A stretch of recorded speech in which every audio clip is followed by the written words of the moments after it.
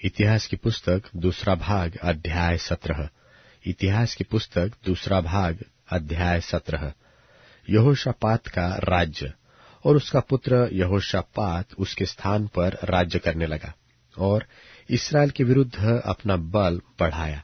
और उसने यहूदा के सब गढ़वाले नगरों में सिपाहियों के दल ठहरा दिए और यहूदा के देश में और एप्रेम के उन नगरों में भी जो उसके पिता आसा ने ले लिए थे सिपाहियों की चौकियां बैठा दी।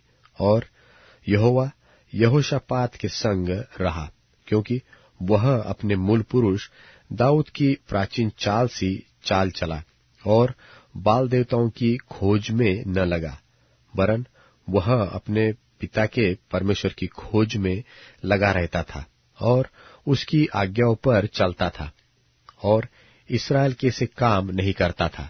इस कारण यहोवा ने राज्य को उसके हाथ में दृढ़ कर दिया और सारे यहूदी उसके पास भेंट लाया करते थे और उसके पास बहुत धन और उसका विभव बढ़ गया और यहोवा के मार्गों पर चलते चलते उसका मन मगन हो गया।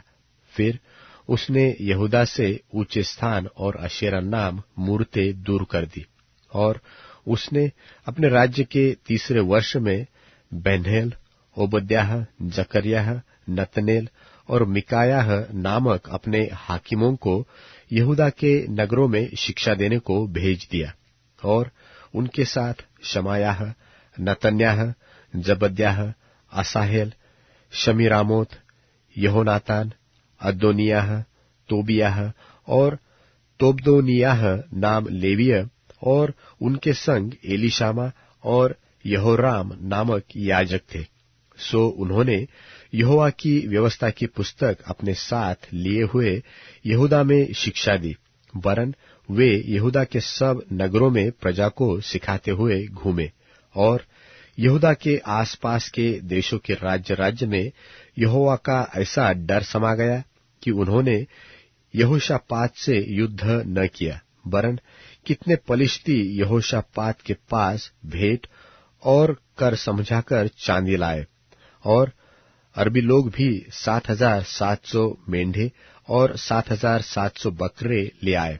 और यहोशापात बहुत ही बढ़ता गया और उसने यहूदा में किले और भंडारों के नगर तैयार किए और यहूदा के नगरों में उसका बहुत काम होता था और यरूशलेम में उसके योद्धा अर्थात शूरवीर रहते थे।